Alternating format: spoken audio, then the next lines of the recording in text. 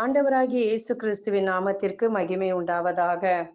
கிறிஸ்துவுக்குள் எனக்கு பிரியமானவர்களே, உங்கள் யாவருக்கும் இயேசு கிறிஸ்துவின் இனிய நாமத்தில் என் அன்பின் வாழ்த்துக்கள். உனக்கு ஒரு நேசர் உண்டு, அவர்தான் இயேசு ராஜா. உனக்கு ஒரு அன்பர் உண்டு, அவர்தான் இயேசு ராஜா.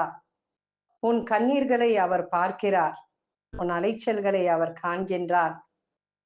ஏற்ற காலத்தில் அவர் உனக்கு உதவி செய்கின்றார். ஏனெனில் அவர்தான் உன் ராஜா, உன் தகப்பன். பிரியமானவர்களே, அரசருக்கெல்லாம் அரசர், ஆண்டவருக்கெல்லாம் ஆண்டவர் என்ற பெயர் தம் ஆடையிலும் தொடையிலும் எழுதப்பட்டிருக்கிற உன்னதமான உண்மையுள்ள இயேசுவே நம்முடன் நம்மை ஆளுகை செய்கிறவராய் இருக்கின்றார்.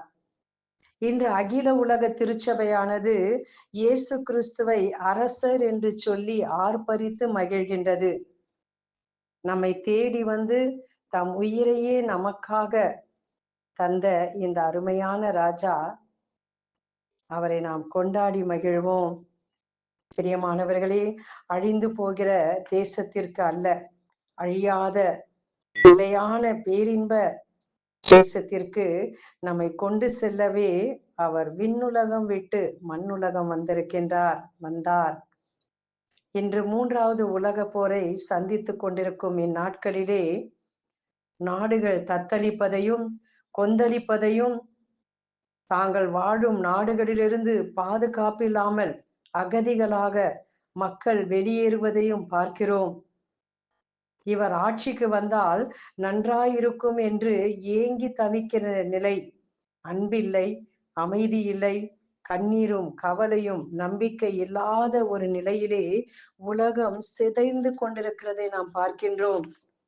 உலக இருள் மூடி இருக்கிறது, காரிருள் மக்களினங்களை கவ்வி கொண்டிருக்கிறது.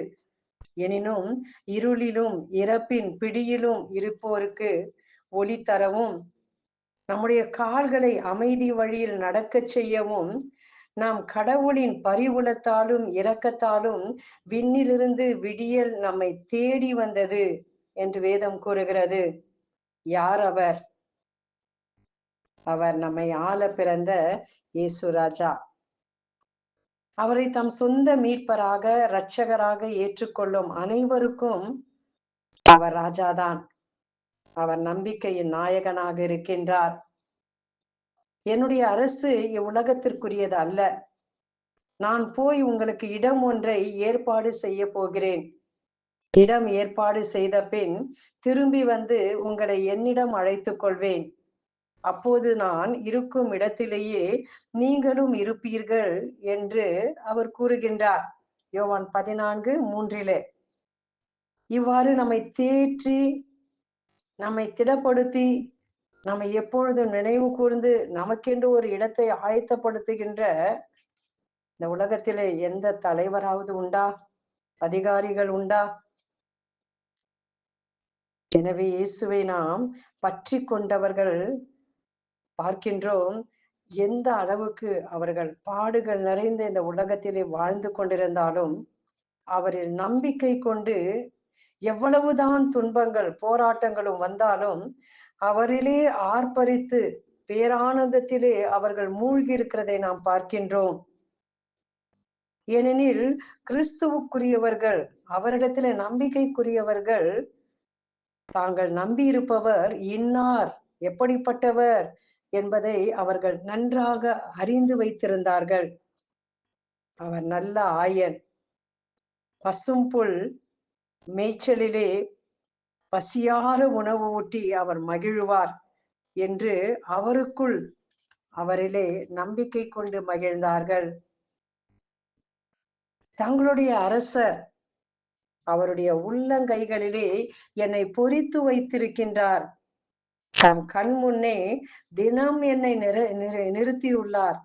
நான் வெட்கப்பட்டு போக மாட்டேன், கைவிடப்பட மாட்டேன், அவரிலே உறுதியான நம்பிக்கை கொண்டிருப்பேன் என்று சொல்லி அவரிலே நம்பிக்கை இருக்கிறவர்களாக இருக்கிறதை நாம் பார்க்கின்றோம். மூன்றாவதாக, உம்மாலே ஒரு மதிலை நான் தாண்டுவேன். நீர் என் கோட்டை, என்னை காக்கும் கன்மலை, நீரே என் கேடகம், என் கோட்டையும் அரணுமாய் இருக்கின்றவர், எனக்கு அடைக்கலமாய் இருக்கிறவர், என் புகழ்ச்சியாய் இருக்கிறவர், என் நம்பிக்கையாய் இருக்கிறவர், என் விளக்கை ஏற்றுபவர் நீர்தான் ஆண்டவரே என்று சொல்லி கடவுளாகிய ஆண்டவரை அவர்கள் எல்லா வேளையிலும் உயர்த்துகிறவர்களாக இருக்கின்றார்கள். கடவுளாகிய ஆண்டவரே, எல்லாம் வல்லவரே, உம் செயல்கள் எவ்வளவு பெரியன, வியப்புக்குரியன. மக்களினங்களின் மன்னரே, உம் வழிகள் நேரியவை, உண்மையுள்ளவர் என்று அவரால் தெரிந்து கொள்ளப்பட்டவர்கள், வேறு பிரிக்கப்பட்டவர்கள், புனிதர்கள் கம்பீரமாய் ஆர்ப்பரித்துக் கொண்டிருக்கின்றார்கள். இவ்வுலகிலே காணாத இறையரசின் மேல் அவர்கள் நம்பிக்கைக்குள்ளவர்களாக இருக்கின்றார்கள். நம்முடைய அருமையான இயேசுவும் தம் மீது நம்பிக்கை கொண்டிருப்பவர்களுக்கு சாத்தானின் சகல வல்லமையையும் மேற்கொள்ளவும், உலகத்தை ஜெயிக்கவும் தமக்குரியவர்களுக்கு அவர் அதிகாரம் கொடுக்கக்கூடியவராக இருக்கின்றார். திருவெளிப்பாடு 17:14 நீங்கள் வாசித்து பாருங்கள். கடவுளால் அழைக்க பெற்று தேர்ந்தெடுக்க பெற்ற உண்மை உள்ளவர்களாய் ஆட்டுக்குட்டியோடு இருப்பவர்களும் வெற்றி கொள்வார்கள். ஏனெனில் ஆட்டுக்குட்டி ஆண்டவருக்கெல்லாம் ஆண்டவர், அரசருக்கெல்லாம் அரசர் என்று நாம் வாசிக்கின்றோம். பிரியமானவர்களே, இவ்வுலகில் அரசுகளும் அதிகாரங்களும் ஆட்சி நிலைகள் எல்லாம் மாறிக்கொண்டே இருக்கிறது. நிலையற்ற அதிகாரங்களும் அரசுகளும் நாம் கண்டு கொண்டிருந்தாலும் நிலையான அரசு தாய் நாடு ஒன்று நமக்கென்று உண்டு என்பதை நாம் மறந்துவிடக்கூடாது. விண்ணுலகிலும் மண்ணுலகிலும் அனைத்து அதிகாரமும் எனக்கு அருளப்பட்டிருக்கிறது என்று சொன்னவரைதான் நாம் ராஜாவாக, நம்முடைய அரசராக, நம்முடைய தலைவராக கொண்டிருக்கின்றோம். விண்ணிலும் மண்ணிலும் எல்லா அதிகாரமும் கொண்ட நாம் இரட்சகராகி இயேசுவின் அதிகாரத்தை பின்வரும் நாட்களிலே நாம் தியானிப்போம். சக்கரியா 9ஆம் அதிகாரம் 9வது வசனத்திலே, மகளே சியோனே மகிழ்ந்து களிகூறு, மகளே எருசலேம் ஆர்ப்பரி, இதோ உன் அரசர் உன்னிடம் வருகிறார், அவர் நீதி உள்ளவர், வெற்றி வேந்தர், எளிமை உள்ளவர், கழுதை குட்டியாகிய மரியின் மேல் ஏறி வருகிறார் என்று எழுதப்பட்டிருக்கிறதை நாம் வாசிக்கின்றோம். பிரியமானவர்களே, இது நிறைவேறின இறைவாக்கு. ஆண்டவர் மீண்டும் வரப்போகின்றார், கழுதை குட்டியின் மேல் அல்ல. ஆண்டவர் மீண்டும் வருகின்றார். எப்படி வருவார்?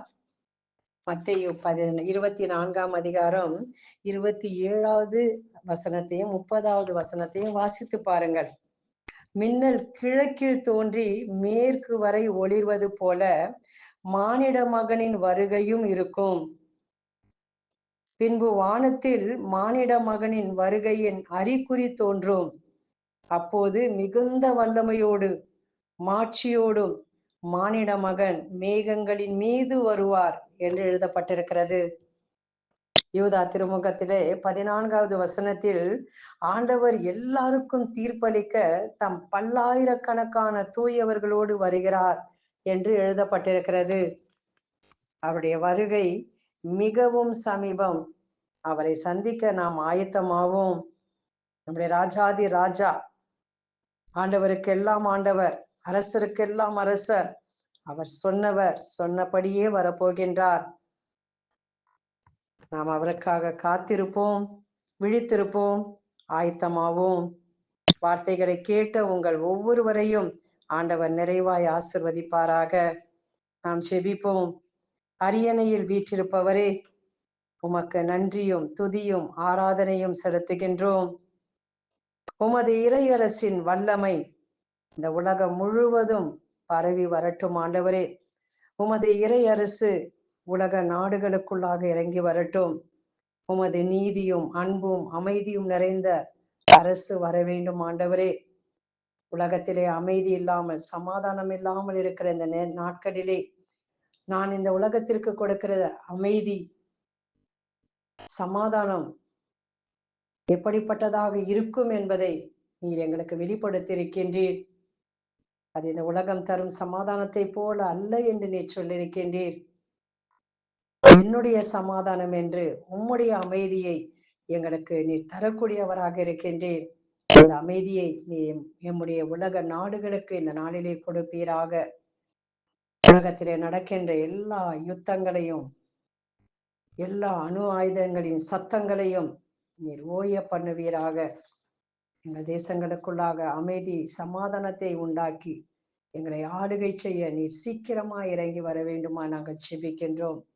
எல்லா துதியும் கனமும் மகிமையும் மாட்சிமையும் வல்லமையும் ஒருவருக்கே உண்டாவதாக.